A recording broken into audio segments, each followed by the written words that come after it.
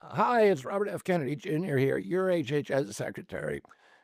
At HHS, we have a division called the Biomedical Advanced Research and Development Authority, or BARDA. BARDA drives some of our most advanced scientific research.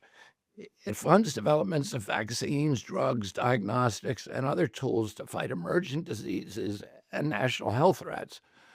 Over the past few weeks, BARDA reviewed 22 mRNA vaccine development investments and began canceling them. Let me explain why. Most of these shots are for flu or COVID, but as the pandemic showed us, mRNA vaccines don't perform well against viruses that infect the upper respiratory tract. Here's the problem: mRNA only codes for a small part of the viral proteins, usually a single antigen. One mutation, and the vaccine becomes ineffective. This dynamic drives a phenomena called antigenic shift, meaning that the vaccine paradoxically encourages new mutations and can actually prolong pandemics as the virus constantly mutates to escape the protective effects of the vaccine. Millions of people, maybe even you or someone you know, caught the Omicron variant despite being vaccinated.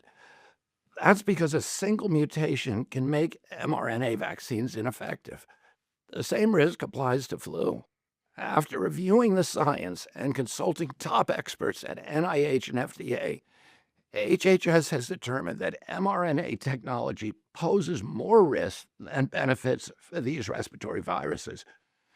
That's why, after extensive review, BARDA has begun the process of terminating these 22 contracts totaling just under $500 million. To replace the troubled mRNA programs, we're prioritizing the development of safer, broader vaccine strategies, like whole virus vaccines and novel platforms that don't collapse when viruses mutate. Let me be absolutely clear: HHS supports safe, effective vaccines for every American who wants them. That's why we're moving beyond the limitations of mRNA for respiratory viruses and investing in better solutions. Thank you. Produced by the U.S. Department of Health and Human Services.